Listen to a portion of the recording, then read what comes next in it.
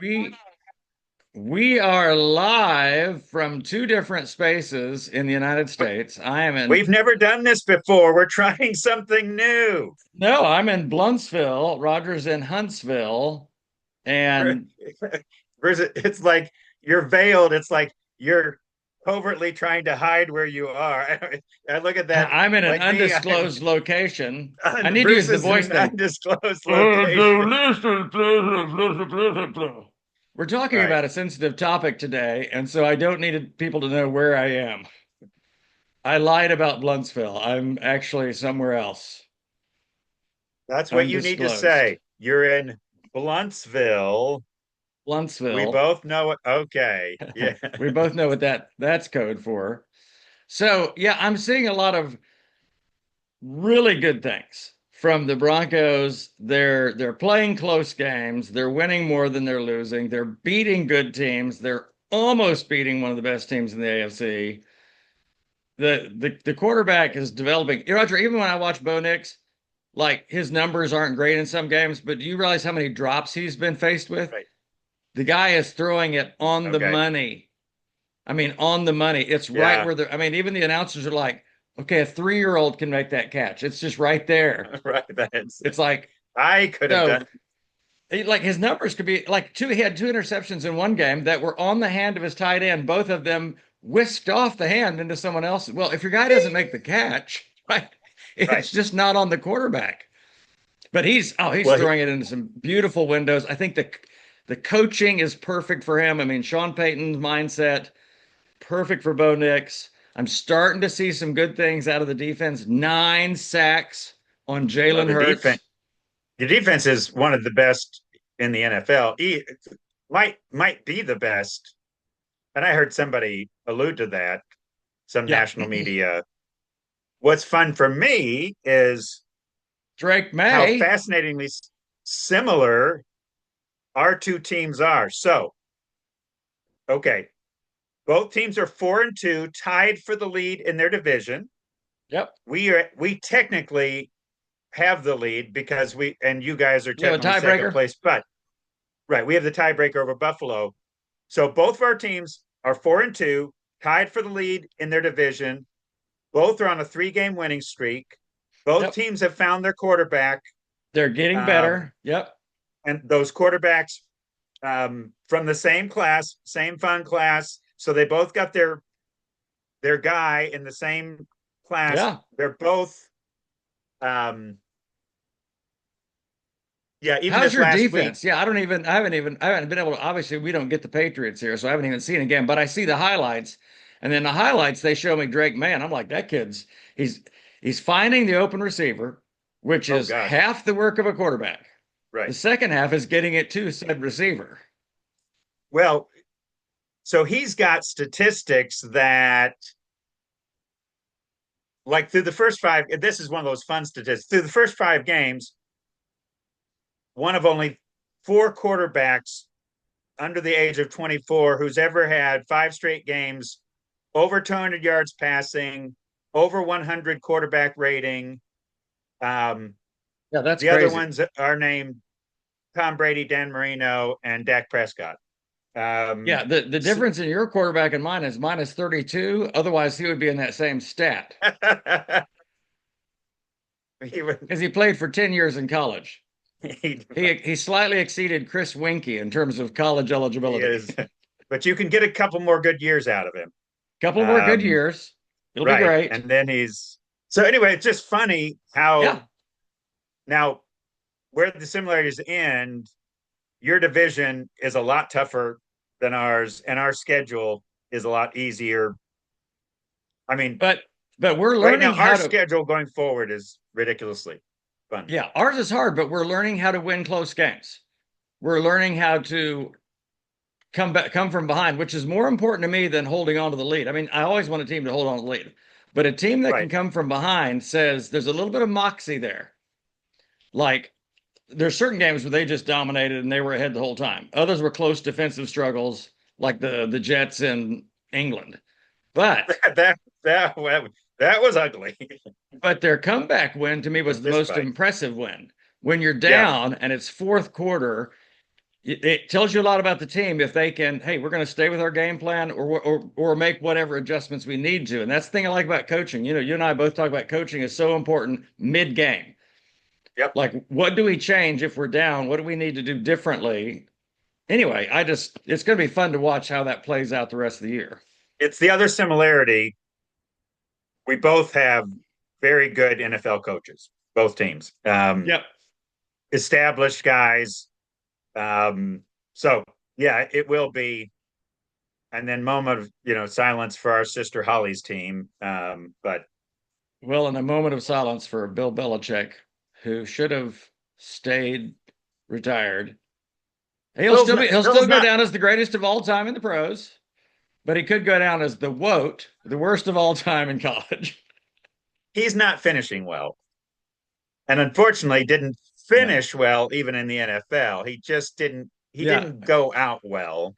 Yeah. Um, so yes, I think he's still the greatest coach. But our dad would talk about finishing well. Yeah. Anyway, all right, that's our football What's segment. what's our song for the day, Roger? Well, I wanted us to get us some Eagles, and Yes, love some and Eagles. but Bruce, before we get to like the song that we ended up picking, like, Yeah. do you have a favorite Eagles song? And isn't that one of the hardest things to pick, like a favorite Eagles Oh, song? yeah, there's so many. It's like, I mean, There, I heard it's one up. that came up on my playlist the other day that I didn't haven't heard in a long time. It's In the City. And the vocals are Yep. done by Joe Walsh. It's such a great song. I'm like, I mean, I'm just hitting like on all these Eagles songs. So yeah, a lot of good songs. Life of the Fast Lane is in the top My three. my um playlist, like I realized Eagles would be one of the top. Yep. It's in the top five of total songs I have on my playlist. It's like they had so many good songs. And of Roger, course, and you their album, realize, their best of album is the fifth best selling of all time. They were just remarkable, and for how short they actually were we're all together. together. Right, because Joe Yeah, Walsh did solo stuff, Don Henley did solo stuff. Here's the other thing that I thought was interesting because someone put a piece on Facebook that I watched, and it talked about all of the bands that use auto tune now. So when you're doing harmony and other things, auto tune will sort of fix things that aren't right. And they yep, played one of the songs by the Eagles because their harmonies are just great. And one time they did an a cappella harmony song, and it was so good. This was before auto tune, and I'm like, they were yeah, just great musicians, but also great vocalists. Because there's a lot of bands that have great music, but yes, like if you look at the Cars, great music, the vocalist was only so-so. In fact, most of right. the time he was talking to you. Because and good for him because he didn't have that. He just didn't have a great Right, pitch, sound, range thing. But man, they did well because their music was so good. But the sure. Eagles had both sides of that. In fact, I was Okay, watching one of their videos. I can't remember which one it was. Don Henley was playing drums and doing the lead singing. so hard. Yeah, I don't even. Yeah. So, For the so longest, for a yes, while, Karen Carpenter did that, which was unbelievable. Yeah, how he you do played that? drums. Oh, Karen Carpenter was a. Some people have. She was an extraordinary drummer Had no in her idea. own right. Um, Once I again, think some Roger have with said, yeah, one of the best female drummers of all time. I'm not making that up. I think you can look that up. Roger again with useless facts of the dead. Well done. Useless. Beautiful. That's fascinating. Fascinating factoids. Anyway, the song we're going to do today, the other fascinating factoid, speaking of Joe Walsh. So I read that this song, there was the opening riff. The song ended up getting built. They needed a song for that riff. So there's some point where Joe Walsh is playing that riff in a Yeah. rehearsal, Yeah. and the guys are saying, that's got to have a song. Yeah. It's And so Life good. in the Fast Lane ended up, that opening riff is something Joe Walsh had been working on. So And he's then working on and then late in the song, after a couple of verses, they do that bridge where he does a whole different riff. Yes. I mean, Yeah. it's just musically, it's so good. Listening to it again this Right. morning, I'm like, oh gosh, I forgot how good musically that was. It was, Right. So Life in the Fast Lane is the song for the day. And where do you start? I don't know where you, well, when I listened to all the verses, so my take on the song is it's interesting. It's a little bit, and what I kind of want to talk about today was even, it's a song about addiction and how you get on this fast track and like there's a life in the fast lane surely make you lose your mind. Life in the fast, it's this idea of we're going way too fast. But at one point, there's like in the second verse, it says, we couldn't see the stop sign, took a turn for the worst. for the And I worst. Yeah. realized this is the life of the addict. You can't see the stop sign anymore. It's this thing is now overtaking your life. Took a turn for the worst.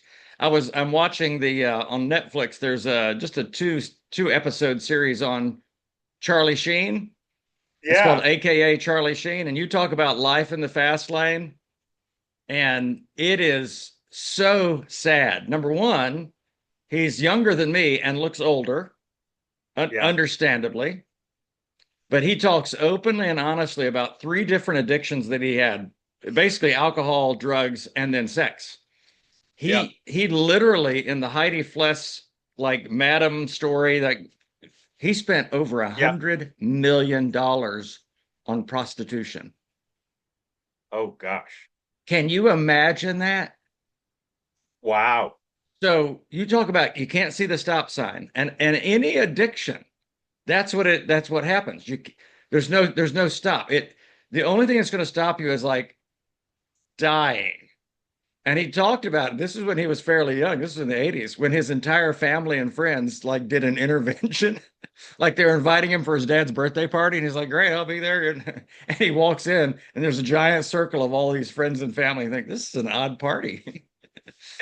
Where's the he's like, "Where's the balloons?" And they were like doing an intervention, Right. and they all shared. They had written things down, and you need to go into rehab. And he's like, "Yeah, well, yeah, okay, it can." And of course, he's thinking, if I can just get out of the room, I'm gonna. They're like, Right. he's like, "Do I have any options here?" Like, no, you have to go right now, like right now. And then his dad, the phone rings. His dad picked up the phone. He said, "Hey, Charlie, there's someone who wants to talk to you." And this was beautiful, Raj. It was Clint Eastwood, and he told Charlie, he said, "Look, you've got to stop what you're doing. Your family loves you. What they're doing right now is because they love you." And then he said this, "And you are worth saving." Wow.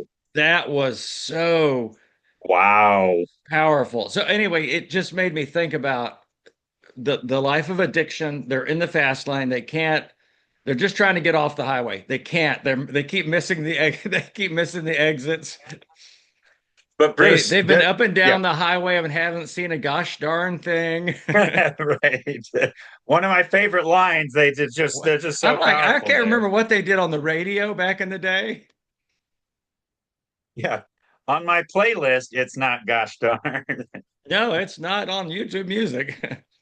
I'm sorry, I've talked too much already, but it just was Oh no, no, no. This is but what now what's sobering, um, pardon the good pun. word. Uh it Bruce, how many you and I have watched enough music biopics. Yeah, These I mean, Life in the Fast Lane, it seems to be the standard story for for a lot of musicians. I mean, it's Prince, it's Michael Jackson, it's Hank Williams Jr., Whitney it's Houston, which to me was one of the Whitney biggest Houston, losses. It yes, James just Brown, the yes. all, Elvis I mean, Presley, probably this. oh yeah, no. In fact, it's And didn't you to tell me me, Hank life Williams in the died at like 29 or something crazy? who Hank was that? Williams? Yes. Hank, so yeah,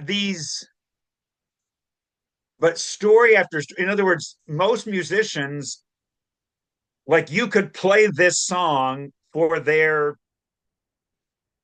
bio, their video. I Yeah. mean, you're gonna this is the story of their, there are just so many. So, and I could even wonder what part could even be a little bit that way for the Eagles.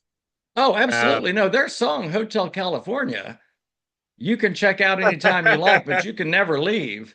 It's another right, song about addiction. And I think that was part of their story, particularly when you look, I haven't seen a biopic on Joe Walsh, but he's one of my favorite artists. I just like his guitar riffs. I think he's right. fantastic with that.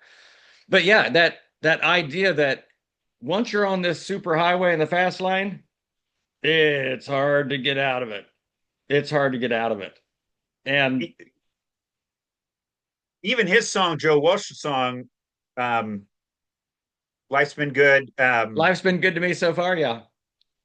But there's addiction. There is. I mean, there's just honest. Um, and I want. But here's what gets fascinating to me, Bruce. If you look at that song, what's the core addiction? I mean, I think in everybody's story. So there's when we look at the cocaine or the alcohol or the prostitution, but Yeah. there's almost always a deeper addiction where you're looking and saying, why do we have to keep going so fast? So even we're Yeah. talking to some people and they're saying, I'm great with alcohol, don't even barely know what cocaine is. Um, I've stayed away from, I definitely not done prostitutes. Uh, but there are all these other kind of addictions. And I think even the addiction to busy, speed, accomplish, and then what's the addiction behind that?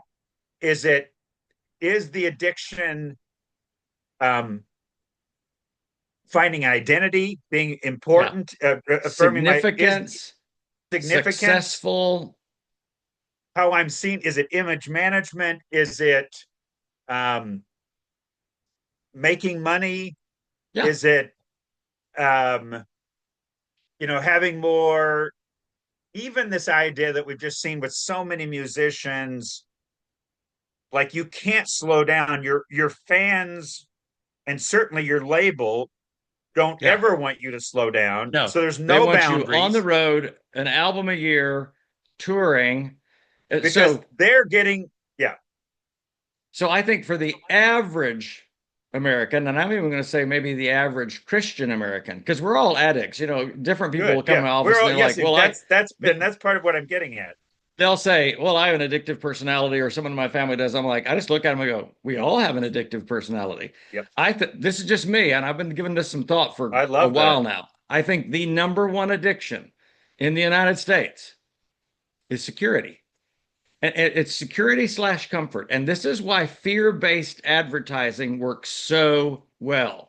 Fear-based politics works so well. Yeah. Something is threatening your security.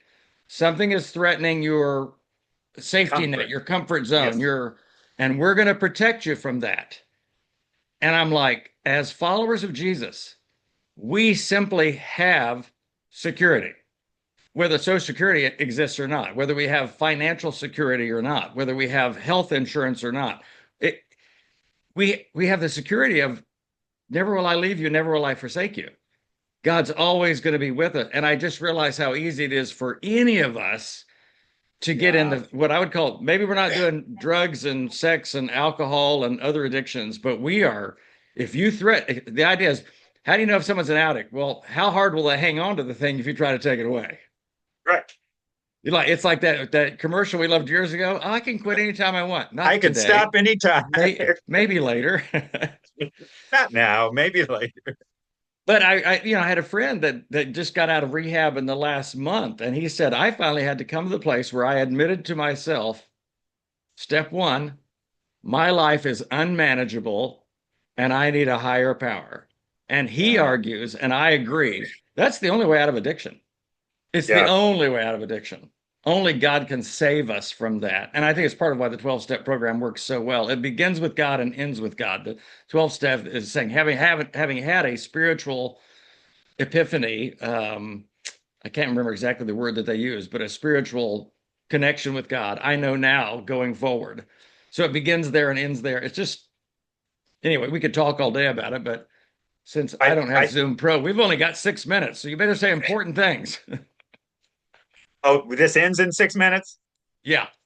So Okay, I went to Google Meet for everything, gotcha. but it'll record, but I'm not sure it'll record just the audio, which I send to you. So I'm like, let's do Zoom just to make sure. I'll test Okay, it in between and find we out. got about five. Here's what, to me, the beautiful Jesus counter to life in the fast lane. Come And to on. be honest, I Let's think talk all the people Jesus. Jesus was encountering were in their own form of the fast lane. The thing that I've can't let go of, because it all comes down to Jesus, what we love, what we're building our lives around, what we're holding on to desperately. I just think this word of Jesus, where he said, "Come to me, Yeah. all you who are weary and frantic and burdened, Burdened. trying so hard. You're in the fast lane." Yep. Where like the fast lane, that song, they can't rest. You can't, you can't let up. You've got to keep, and whether I think of musicians, you've got to keep putting out hit songs. You've got to keep making money, or you Roger, and there was even warning signs for them to stop. And she says, faster, faster, the lights are turning red. right. And I realize, I'm preaching to myself, there's only two kinds of people in the world, okay? Those that slow down when they see a yellow light, and those that speed up. I am deeply in the second category, deeply entrenched in the second category. Guilty as yes, It's the like when I see a yellow light, the last thing I think is I should probably slow down because a no, stop is coming. no, Bruce. Yellow for you and me is super green. Right, it's super That's green. that's green. That's hyper green, It's right? Yellow. accelerate. So, But so that uh, song made me think where are spaces that I end up in the fast lane yeah, where I'm striving instead of serving. I use that analogy a lot. And I'm better now than ever before about just serving. But I'm not striving. I don't need to gain significance or income or recognition from what I'm doing. I just want to do what I pray every day. I just want to be about the Father's business. yeah, And that is doable. I even thought about, as we were getting ready for the podcast, how many of I'm going to use the wrong word here, but celebrity pastors have also gone into rehab. They struggled with drug addictions, yep, alcohol addictions. No one in the church knew it. And I'm like, I wonder if the same performance track, the fast lane yep. track, creeps into Christianity. And the more big your thing is, think about it, the bigger the artist is, it's almost like the harder they fall. It's unless you're walking in the way of Jesus, who said, "My yoke is easy and my burden's light. My way is easy." Right. So if I find myself striving, like I've got to get more reach, I've got to get more followers, I've got to get more blah blah blah. I'm like, well, that's just striving. That's in God's hands. I want to be faithful Yeah. to teach and to communicate and do the things that God's called me to do. But I realize when I'm striving, I start feeling that fast lane anxiety. It's almost like there's a car in the left lane in front of me that's slowing me down, and I see that as a bad thing. Yeah. But what if that's the Holy Spirit going, "Hey, Bruce, you need to pull it back. Here, I'm trying to, right. pull over here in the right lane." Because I love what you said. My yoke is easy, my burden's light. I will give you rest for your soul. Right. There's And a certain life. that I It's think is the comical. opposite of addiction. You've even told me, if we're using that analogy, where you've sometimes just stayed in the slow. I'm not going to pass today. I'm just Yeah. going to, Yeah. and just talk about like, it's remarkable. I'm more peaceful. I'm more actually, um, and I guess I think, um, I wonder if when I look now, the alcohol or the prostitution or the drugs isn't the symptom of another addiction. The Yeah. addiction of I can't find rest, I can't stop, I've got to find identity, I've got to, and then Roger, there's even an Old Testament passage that says the wicked are like the tossing of sea that which cannot rest. which cannot rest, and then because I can't rest, then I got to numb things. I've got to. Yep. I think there's a deeper addiction, which Yeah. is what Jesus comes to slow us down, to give us rest. We Anyway, I know we're Well, at the end of our time. that's probably the best way to end it. So I would ask our listeners and our Bring it viewers, home. Bring it home. where are you finding yourself striving? Like, I've got to keep doing. It's almost like the performance gospel. I've got to keep Yes. doing. I've got to do more. I've got to do more. I've got to make sure. I've got to I control can't this. stop. If I stop I here, can't stop. yeah, something terrible will And happen. and I would say begin to look for that exit that God is offering you. There's an exit ramp I off the like that. highway, and there's a place called a rest area, and He's probably inviting you into that. That's good. Like, we could do this analogy all day, but just come to me for rest, and then you'll be ready for the journey again. Yeah. But you won't be in the fast lane. He might have us on the shoulder, Yep. just dribbling along, got a little flat tire. So, hey, thanks for listening. We'll come with a new song next week. I don't know what it'll be because I sort of helped choose today. Do I get to choose next week too? You get next